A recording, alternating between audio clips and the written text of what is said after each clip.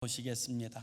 하나님 말씀은 느헤미야서 13장 1절에서 31절까지 우리 찾으셔서 제가 한 절 읽고 우리 성도님들 한 절 읽는 교독하는 형식으로 주의 말씀을 낭독하겠습니다.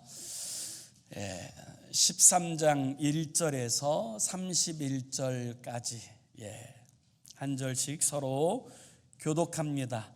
그날 모세의 책을 낭독하여 백성에게 들렸는데 그 책에 기록하기를 암몬 사람과 모압 사람은 영원히 하나님의 총회에 들어오지 못하리니 이는 그들이 양식과 물로 이스라엘 자손을 영접하지 아니하고 도리어 발람에게 뇌물을 주어 저주하게 하였음이라.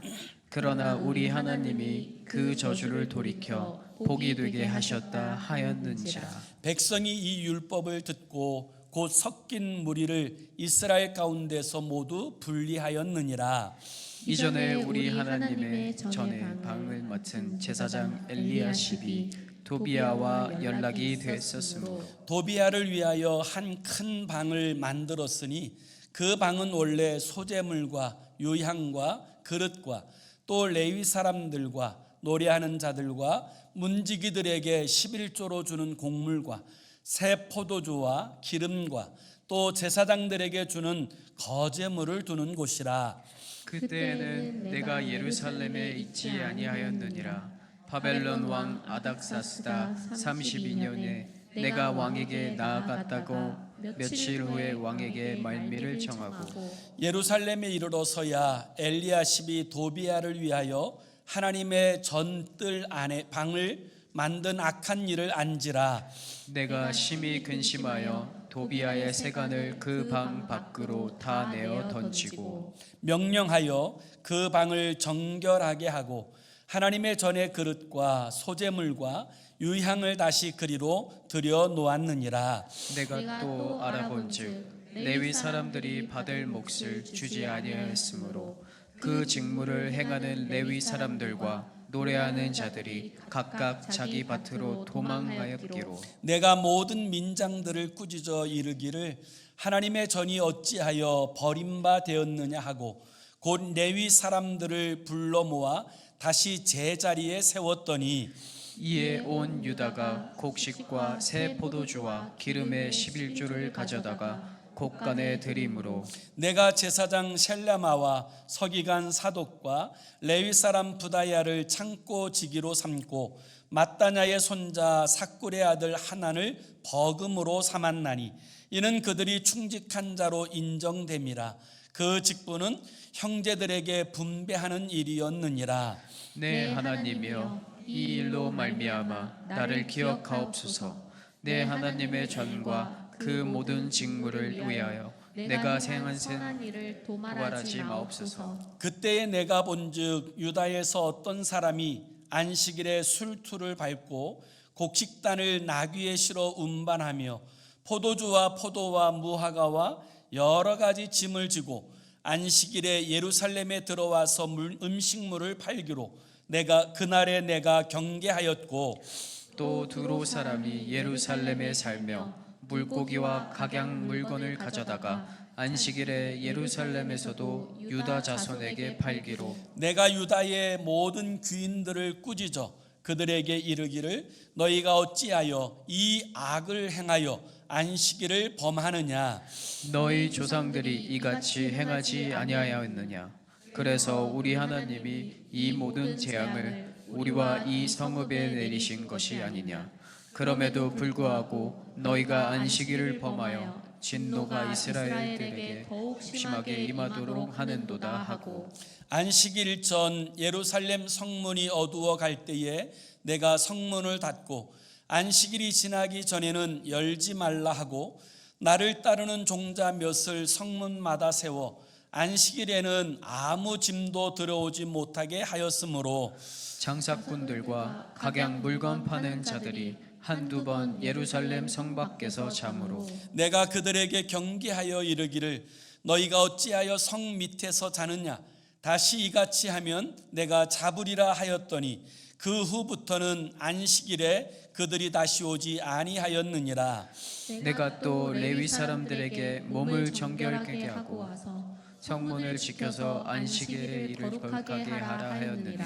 내 하나님이여, 나를 위하여 이 일도 기억하시옵고 주의 크신 은혜대로 나를 아끼시옵소서. 그때에 내가 또 본즉 유다 사람이 아스돗과 암몬과 모압 여인을 맞아 아내로 삼았는데 그들의 자녀가 아스돗 방언을 절반쯤은 하여도 유다 방언은 못하니 그 하는 말이 각 족속의 방언으로 내가 그들을 책망하고 저주하며 그들 중 몇 사람을 때리고 그들의 머리털을 뽑고 이르되 너희는 너희 딸들을 그들의 아들들에게 주지 말고 너희 아들들이나 너희를 위하여 그들의 딸을 데려오지 아니하겠다고 하나님을 가리켜 맹세하라 하고 또 이르기를 옛적에 이스라엘 왕 솔로몬이 이 일로 범죄하지 아니하였느냐. 그는 많은 나라 중에 비길 왕이 없이 하나님의 사랑을 입은 자라. 하나님이 그를 왕으로 삼아온 이스라엘을 다스리게 하였으나 이방 여인이 그를 범죄하게 하였나니 너희가 이방 여인을 아내로 맞아 이 모든 큰 악을 행하여 우리 하나님께 범죄하는 것을 우리가 어찌 용납하겠느냐. 대제사장 엘리야십의 손자 요야다의 아들 하나가 호론 사람 산발랏의 사위가 되었으므로 내가 쫓아내어 나를 떠나게 하였느니라. 내 하나님이여, 그들이 제사장의 직분을 더럽히고 제사장의 직분과 레위 사람에 대한 언약을 어겼사오니 그들을 기억하옵소서. 내가 이와 같이 그들에게 이방 사람을 떠나게 하여 그들을 깨끗하게 하고 또 제사장과 레위 사람의 반열을 세워 각각 자기의 일을 맡게 하고 31절 다 같이 합니다. 또 정한 기한에 나무와 처음 익은 것을 드리게 하였사오니 내 하나님이여, 나를 기억하사 복을 주옵소서. 아멘. 우리나라 속담 가운데 말짱 도루묵이라고 하는 그 속담을 들어보셨는지요? 이 속담이 나오게 되어진 배경은 조선 제14대 임금이었던 선조왕 때의 이야기로 거슬러 올라갑니다. 임진왜란이 일어나서 왜군이 조선을 침략하게 되었을 때 이 선조는 이 한성을 버리고 개성으로 피난 가고 또 평양으로 도망 다녔습니다. 이 왕이 도망 다니는 그런 상황 가운데에서 이 왕에게 대접할 만한 마땅한 음식이 없던 때에 한 신하가 이 왕의 수라상에 올릴 물고기 한 마리를 어렵게 구해서 이 수라상에 올립니다.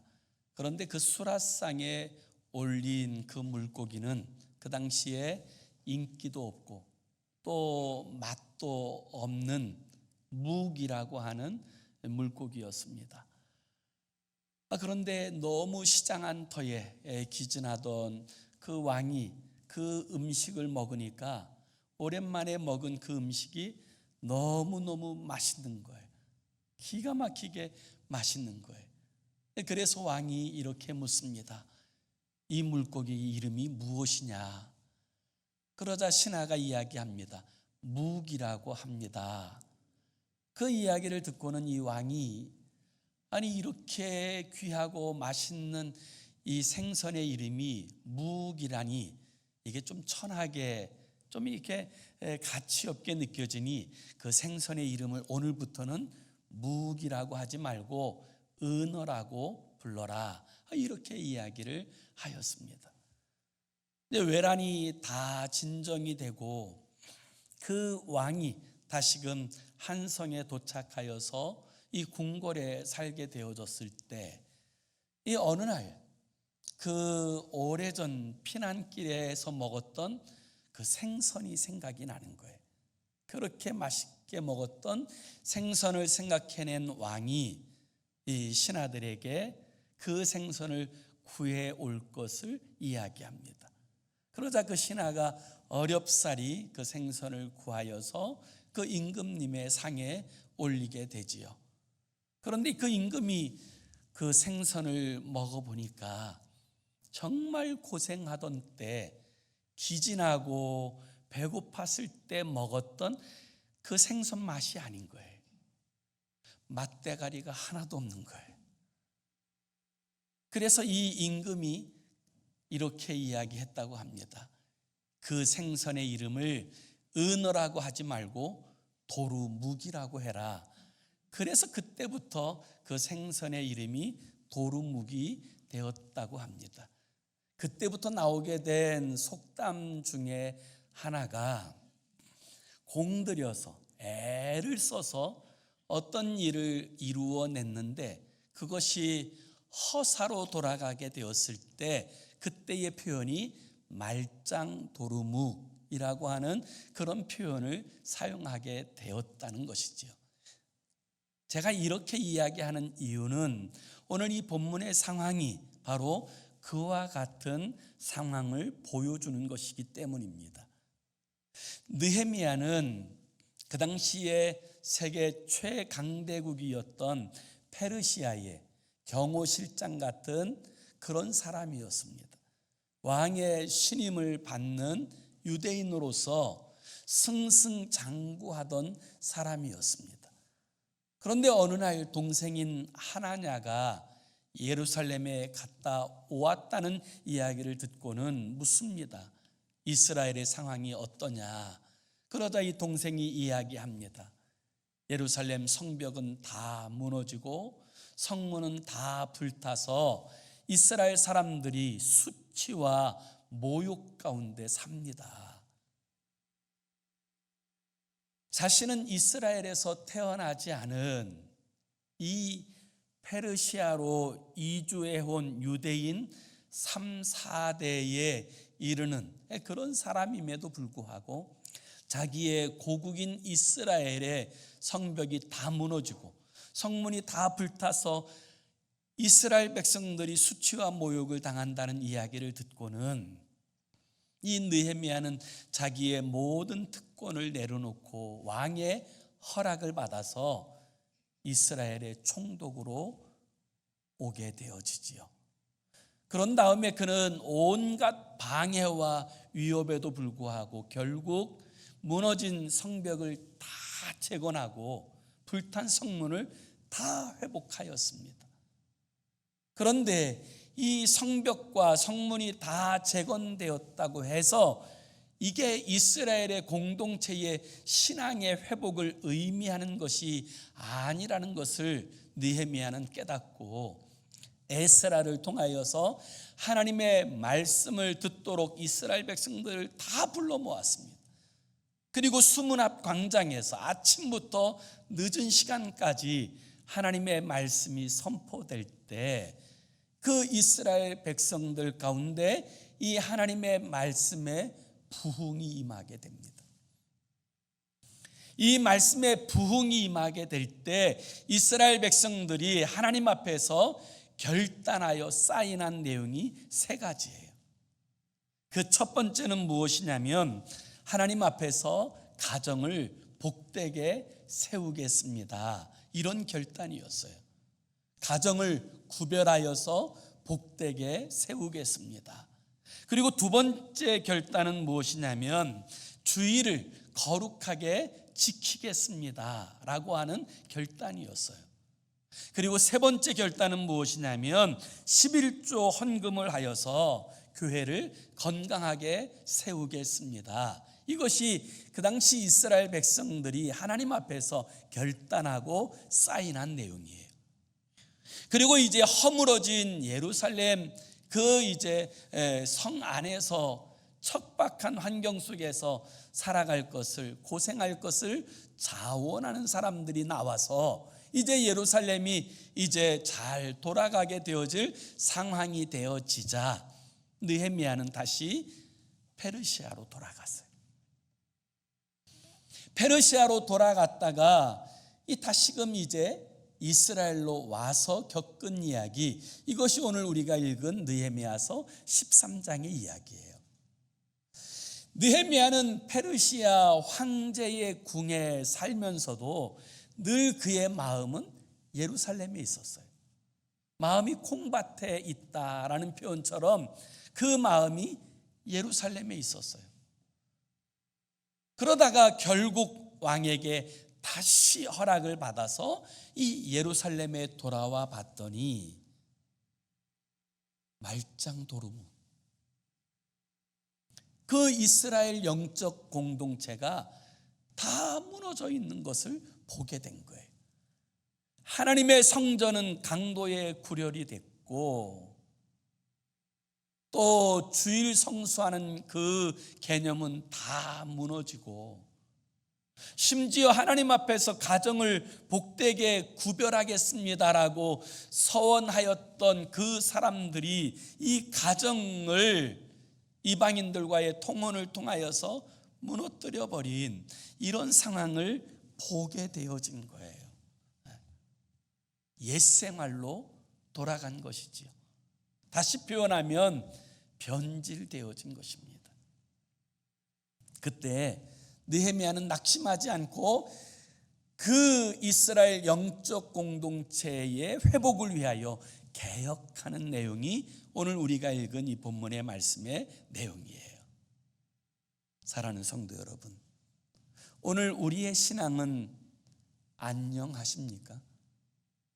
오늘 우리의 신앙은 하나님 앞에서 변질되지 않고 하나님 중심의 바른 신앙으로 견고히 세워져 있습니까?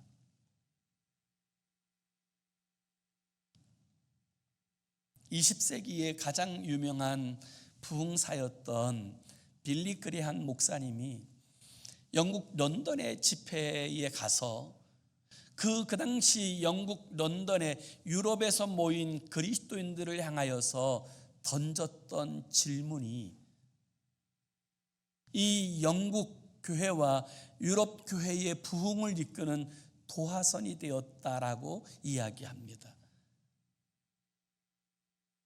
이 빌리 그레함 목사님이 영국 교회 그리스도인들에게 그 던졌던 질문, 형식적인 그리스도인임에도 불구하고 자신은 그래도 꽤 괜찮은 그리스도인이라고 스스로 여기며 그렇게 살아가는 그들에게 이 빌리 그레함 목사님이 던졌던 질문은 이런 질문이었어요. 당신은 어떤 종류의 그리스도인이십니까? 당신은 예스와 노가 분명한 그리스도인이십니까?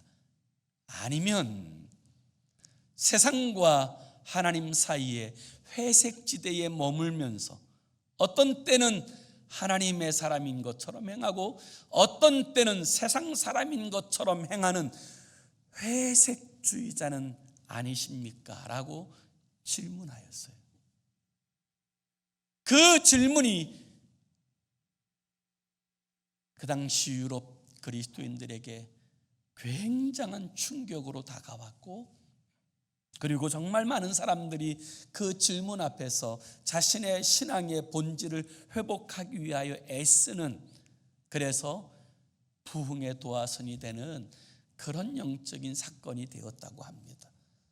저는 오늘 이 질문이 오늘 우리에게 던져져야 될 질문이라고 저는 믿습니다. 여러분의 신앙은 안전하십니까? 여러분은 예스와 노가 분명한 신앙이십니까? 혹시 회색지대에 머물면서 어떤 때는 하나님의 사람인 것처럼 어떤 때는 영락없는 세상 사람인 것처럼 행하여 살아가고 있는 무림한 그리스도인이 되어져 있지는 않습니까?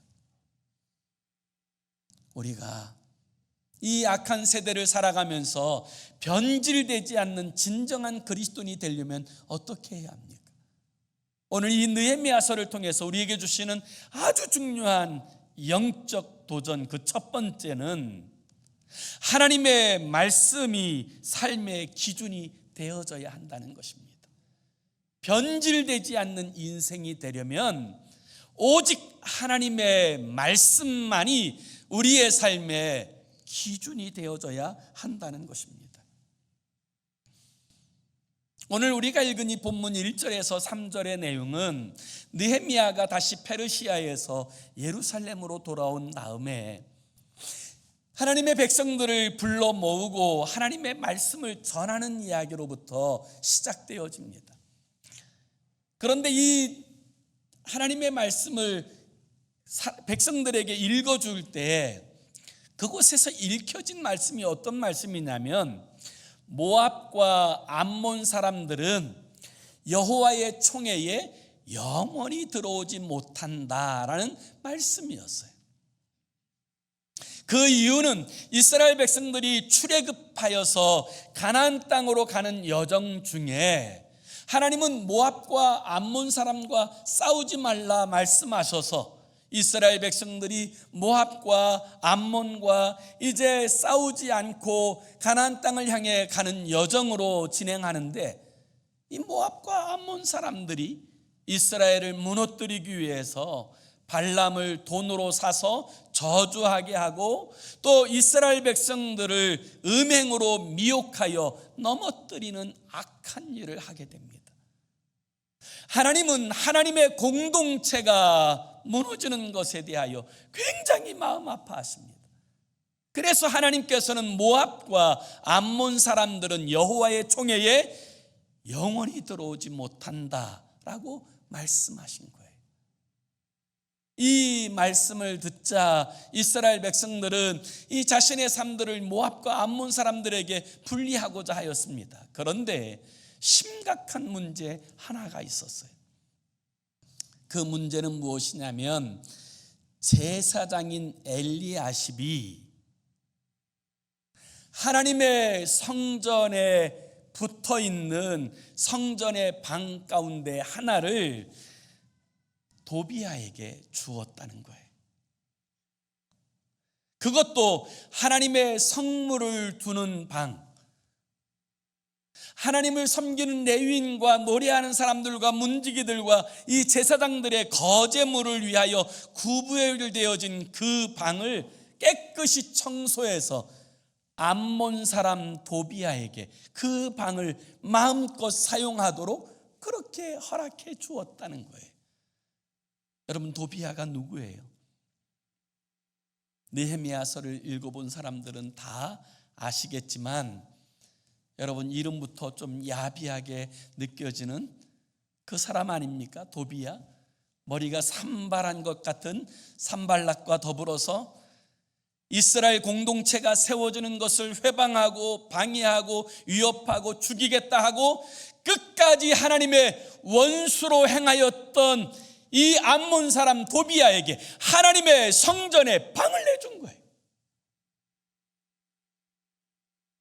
왜 그랬을까요? 제사장인 엘리야십이 아마 이 도비야에게 노란한 일일 수도 있지요. 도비야는 수단이 굉장히 좋은 사람입니다. 아마 제사장에게 가서 우리가 더 이상 싸우지 말고 화평하게 지내자 이야기하였을 것입니다. 그리고 제사장인 엘리야십은 도비야는 권세도 있고 능력도 있고 또 그럴 뿐만 아니라 이 유대인과 또 이제 결혼한 그와 같은 일들을 통하여서 그에게 하나님의 성전의 한 방을 떼주었던 거예요. 오늘 우리들의 삶의 자리에서 하나님의 말씀이 우리의 기준이 되지 않으면 하나님의 원수가 하나님의 성전 방 안에 들어와 있게 되어지는 결과를 맞이할 수밖에 없어요. 그래서 변질되지 않으려면 하나님의 말씀만이 우리의 삶의 기준이 되어져야 되는 줄로 믿습니다. 그것이 무너지고 나면 하나님의 원수가 하나님의 성전 안에 그 방 안에 떡하니 자리하고 차지하고 있는 거예요.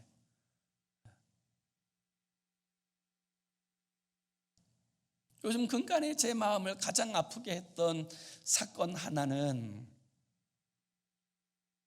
미국의 가장 큰 교단 가운데 하나인 UMC라고 하는 연합감리교회에서 얼마 전에 그 총회에서 동성 연애자들도 목사로 안수할 수 있다라고 하는 결정을 내린 거예요. 그 결정이 있기 전까지의 갈등으로 수천 교회가 떠나고, 그리고 그 교단의 재정이 43%가 삭감이 되어지는 등 여러 가지 악한 징조가 있음에도 불구하고 결국 그들이 그 일을 결정해 내고 말았습니다. 하나님의 말씀이 기준되지 않으면 우리의 신앙은 언제든지 무너질 수 있어요. 그래서 느헤미야가 예루살렘에 와서 한 첫 번째 일이 무엇입니까? 오늘 7절과 8절에 보면 이렇게 이야기해요. 예루살렘에 이르러서야 엘리야십이 도비야를 위하여 하나님의 전뜰에 방을 만든 악한 일을 안지라. 내가 심히 근심하여 도비야의 세간을 그 방 밖으로 다 내어 던지고, 하나님의 말씀의 기준에서 벗어났다라는 사실이 깨달아질 때 우리가 해야 될 첫 번째 일이 무엇이냐면 다 내던지는 거예요. 회개하는 거예요. 돌이키는 거예요. 그리고 나서 해야 될 일이 뭐예요? 9절에 보면 명령하여 그 방을 정결하게 하고 하나님의 전의 그릇과 소재물과 유향을 다시 그리로 들여 놓았느니라. 제 자리로 들여 놓았다라는 거예요. 이게 중요해요. 하나님의 말씀이 우리의 삶의 기준되지 않으면 언제든지 여러분 사단이 우리의 중심에 놓여져 있을 수 있습니다. 그러나 하나님의 말씀이 기준이 될 때 우리는 그 말씀을 다시 기준으로 삼으면 우리의 잘못이 드러나게 되고, 그와 같은 일이 드러나게 될 때 우리는 회개하여서 떠나야 되는 거예요. 그리고 제자리로 돌려놓아야 되는 거예요. 그것이 변질되지 않는 비결이에요. 우리가 변질되지 않으려면 얻어야 될 두 번째 레슨은 여러분 올바른 물질관을 가져야 된다는 거예요. 우리 한번 10절의 말씀을 함께 같이 읽습니다. 10절 시작. 내가 또 알아본즉 레위 사람들이 받을 몫을 주지 아니하였으므로 그 직무를 행하는 레위 사람들과 노래하는 자들이 각각 자기 밭으로 도망하였기로. 분명히 그들이 하나님의 전을 위하여 11조를 드리겠습니다 약속하고 서명하였는데 11조를 드리지 않으니까 하나님의 성전에서 봉사한 레위인들, 문을 지키는 문지기들, 노래하는 사람들, 제사장들이 먹고 살 일이 막막해진 거예요. 그러다가 결국 어떻게 해요? 이 사람들이 먹고 살기 위해서 자기 밭으로 다 도망하였다는 거예요. 그 결과 예배는 무너지고 여러분 그 이스라엘 영적 공동체가 와해될 위기에 처하게 되어졌던 거예요. 하나님의 백성들이 변질되지 않으려면 가져야 될 두 번째 자세는 무엇이냐면 올바른 물질관을 가져야 돼요. 우리가 11조를 구별하는 이유는 10분의 1이 하나님의 것이라서 구별하는 것이 아니라 10분의 10 모두가 하나님의 것이라는 사실을 고백하는 가운데 그 10분의 1을 구별하여서 이 모든 것이 하나님의 것입니다라고 하는 이 신앙 고백으로 구별하는 거예요. 우리가 이런 신앙 고백이 없이 나머지 모든 물질을 어떻게 하나님의 뜻대로 바르게 사용할 수 있겠습니까? 그리고 우리가 이와 같은 헌신 없이 하나님의 교회가 하나님의 나라를 어떻게 세워갈 수 있겠습니까? 그래서 우리가 변질되지 않으려면 우리가 가져야 될 자세 중에 하나가 올바른 물질관을 가져야 된다는 거예요. 이 모든 것이 하나님의 것입니다라고 하는 이 신앙을 회복해야 되는 줄로 믿습니다. 이것을 우리는 기억할 필요가 있어요. 제가 이번에 한국에 갔다가 아주 오래전에 친구들을 만나게 되었는데 그 친구들을 통해서 또 다른 친구에 관한 이야기를 들었는데 참 마음이 무겁더라고요. 신학을 같이 공부하고 목회에 대한 열정이 있었던 친구였는데 어느 날 어떤 사람들로부터 속임을 당한 거예요. 뭘 하면 막 돈을 엄청 벌 수 있다. 대통령 비자금이 있는데 조금만 돈을 내면 그 비자금을 통해서 막 엄청나게 돈을 벌고 교회를 건축하고 세울 수 있다. 또 이제 어떤 보물선이 인양되고 있는데 막 금세 인양되기만 하면 돈 벌 수 있다.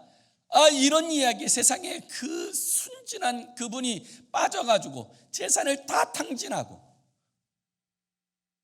또 이제 대령으로 그 제대했던 그분은 그 7억이나 넘는 그 돈을 거기에 다 탕진해서 그냥 막 인생이 막 폐인이 되었다고 하는 그 이야기를 듣고는 너무너무 속상하더라고요. 왜 이런 결과가 주어집니까? 올바른 물질관을 갖지 않기 때문에 그런 거예요. 우리가 변질되지 않으려면 가져야 될 세 번째 레슨은 시간 관리의 우선순위를 예배에 두어야 한다는 거예요. 예배에 두어야 된다는 거예요. 느헤미야가 페르시아에 다녀와 보니까 안식일 날 막 장사하고 안식일을 지키지도 않고 온통 개판이 되어져 있는 거예요. 17절에 보면 이렇게 이야기합니다. 내가 유다의 모든 귀인들을 꾸짖어 그들에게 이르기를 너희가 어찌 이 악을 행하여 안식일을 범하느냐. 18절에 보면 너희 조상들이 이같이 행하지 아니했느냐. 그래서 우리 하나님이 이 모든 재앙을 우리와 이 성읍에 내리신 것이 아니냐. 그럼에도 불구하고 너희가 안식일을 범하여 진노가 이스라엘에게 더욱 심하게 임하도록 하는도다 하고.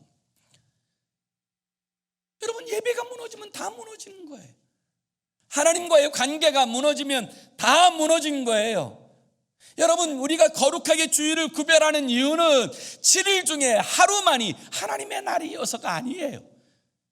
이 7일 모두가 하나님께서 우리에게 맡겨주신 날이에요.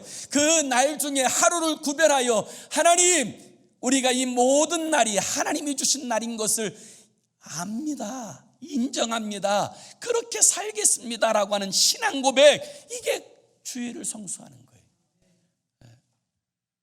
우리가 주일을 성수하지도 않는데 어떻게 나머지 날들을 하나님의 뜻에 합당하게 살아낼 수가 있겠어요?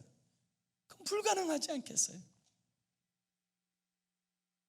그래서 우리가 변질되지 않으려면 우리의 삶의 최우선순위를 예배에 두어야 되는 거예요.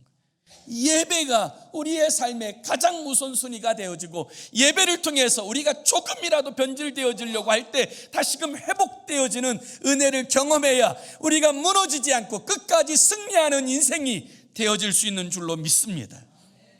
네 번째는 여러분, 구별된 가정을 세워야 돼요. 이스라엘은 가정을 구별하지 못해서 망한 나라예요. 우리가 가장 잘 알고 있는 왕 중에 솔로몬은 하나님께서 주신 놀랍고 풍성한 은혜를 경험했던 왕입니다. 세상에 어떤 왕도 그런 부귀영화를 누리지 못했어요. 그런데 이 솔로몬이 이방 여인들을 통하여서 타락하여서 결국 그로 말미암아 이스라엘은 두동강이 나고 그 나라들은 쇠퇴의 길로 나아가서 결국 멸망에 이르지 않게 되었습니까? 하나님께서 출애굽한 이스라엘 백성들에게 가장 경고하신 말씀이 뭐예요? 너희의 가정을 구별하라는 거예요. 거룩하게 하라는 거예요. 그래서 망했다가 다시금 돌아와서 예루살렘을 회복하려고 그들이 애썼던 그들이 제일 먼저 결심한 게 뭐예요? 가정을 거룩하게 구별하겠습니다. 그게 그들이 첫 번째 결심한 거예요. 그런데 이 느헤미야가 페르시아에 다녀보니까 이미 이방 여인들과 다 혼인하고, 이 자식들은 그 이방 여인들 밑에서 자라면서 이방 말은 할 줄 아는데 유대인 방언은 할 줄도 모르는, 여러분, 그런 상황 가운데 놓여졌으니 어떻게 영적인 계승이 이루어질 수 있고, 여러분, 이 신앙이 어떻게 세워질 수가 있겠어요?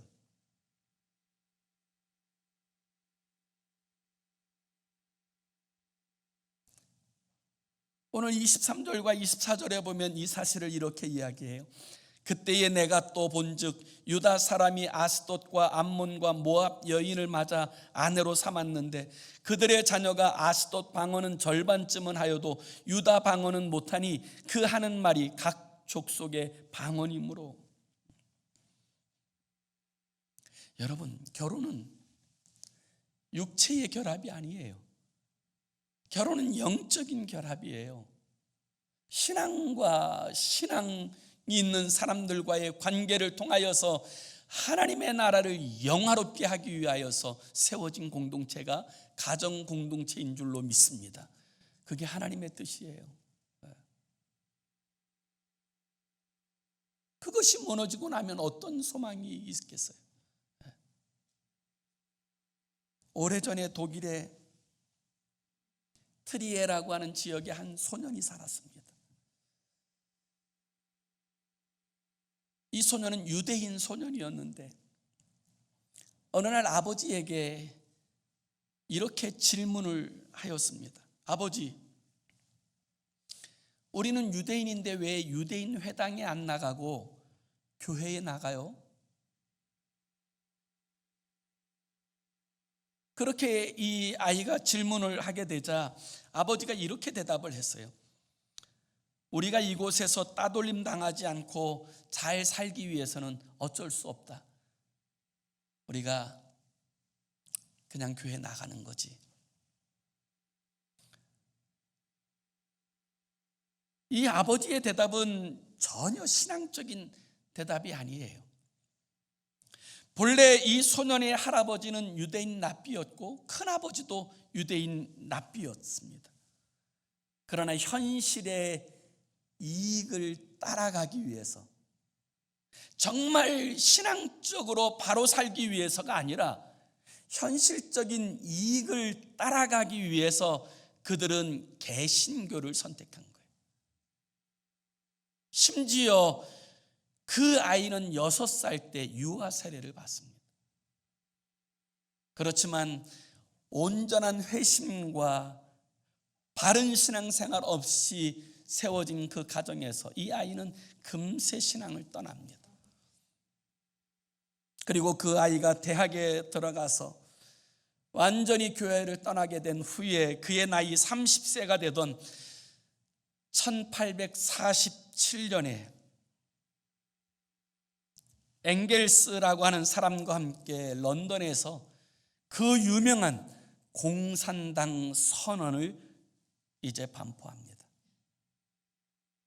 그 소년이 바로 공산주의의 창시자인 칼 마르크스예요. 결과적이긴 하지만 만일 이 소년이 참된 믿음의 사람으로 자랄 수 있었다면 세상의 역사는 달라질 수 있었을 것입니다. 공산주의의 악령이 나타나지 않았을 것입니다. 여러분, 이러한 사실을 볼 때 구별된 복된 가정을 세운다고 하는 것은 얼마나 중요한 일인지 우리가 반드시 기억할 필요가 있어요. 인간은 참 연약합니다. 누구도 자신 스스로를 과신할 수 없어요. 우리는 어쩌면 어떤 상황에서 쉽게 변질할 수 있는 그런 삶의 자리에 있습니다. 그런 상황 가운데 우리가 변질되지 않으려면 하나님의 말씀만이 우리의 기준이어야 돼요. 그리고 하나님께서 우리에게 허락하신 이 물질, 이 가정, 이 시간들을 통하여서 하나님의 영광을 위하여, 하나님의 나라를 위하여 우리가 매진하게 될 때 우리는 변질되지 않고 오히려 우리를 통하여 이 땅이 하나님의 나라로 세워지게 되어질 줄로 믿습니다. 그런 일에 쓰임받는 저와 여러분의 삶이 되기를 예수의 이름으로 축원합니다. 기도합시다. 우리 함께 같이 기도하기 원하는데요, 우리 2가지 기도 제목으로 함께 기도했으면 좋겠어요. 그 첫 번째는 하나님, 말씀이 삶의 기준이 되어서 변질되지 않게 하옵소서, 이렇게 기도했으면 좋겠어요. 말씀이 기준이 되지 않으면 변질돼요. 세상의 논리가 기준이 되면 변질될 수밖에 없어요. 말씀이 기준이 되지 않으면 사단이 성전 중앙 가운데로 들어오게 되어져요. 그래서 말씀이 기준이 되어 변질되지 않게 하옵소서, 이렇게 기도했으면 좋겠고요. 두 번째는 주님, 올바른 물질 관리, 올바른 시간 관리, 올바른 가정 관리를 통하여서 구별된 삶을 살게 하여 주옵소서, 이렇게 기도했으면 좋겠어요. 구별되지 않고 회색지대에 놓여 있으면 우리는 언제든지 넘어질 수 있어요. 언제든지 변질될 수 있어요. 내가 하나님의 사람인 것을 구별하는 그 삶을 살게 되어질 때 우리의 삶은 변질되지 않고 끝까지 하나님의 나라와 영광을 위해서 쓰임바 되어지는 줄로 믿습니다. 우리 두 가지 제목을 가지고 우리 함께 같이 기도하겠습니다. 하나님, 말씀이 삶의 기준이 되어서 변질되지 않게 하여 주옵소서. 말씀이 기준이 되지 않으면 아버지, 우리는 언제든지 타협하고 언제든지 변질될 수 있는 연약한 존재인 것을 기억하게 하여 주셔서 하나님, 말씀이 언제나 우리의 삶의 기준 되게 하시고 하나님께서 우리에게 허락하신 아버지 삶의 자리에서 올바르게 물질 관리하고 올바르게 시간 관리하고 올바르게 가정 관리를 하여서 구별된 삶을 살게 하시고 우리를 통하여서 하나님의 뜻이 이 땅에 이루어지고 우리를 통하여 하나님의 나라가 이 땅에 세워지는 놀라운 역사가 있게 하여 주옵소서. 우리를 이 땅에 보내신 하나님의 목적하신 뜻을 이루어내고 성취하는 주의 사람으로 살게 하시고 주의 영광을 드러내는 주의 사람이 되게 하여 주시옵소서. 주의 나라가 우리를 통하여 이 땅에 이루어지게 하여 주옵소서. 예수님의 이름으로 기도 올리옵나이다. 아멘. 하나님 아버지, 오늘 이 시대는 눈만 열면 세상이 한순간에 우리의 중앙에 들어옵니다. 스마트폰만 열어도 전 세계가 우리 가운데로 들어옵니다. 하나님 아버지와 같은 때에 하나님의 말씀만이 우리의 유일한 기준 되게 하셔서 변질되지 않고 끝까지 진리를 사수하며 하나님의 말씀 가운데 행하여 살아가는 우리가 되게 하여 주옵소서. 예수 그리스도의 이름으로 기도 올리옵나이다. 아멘.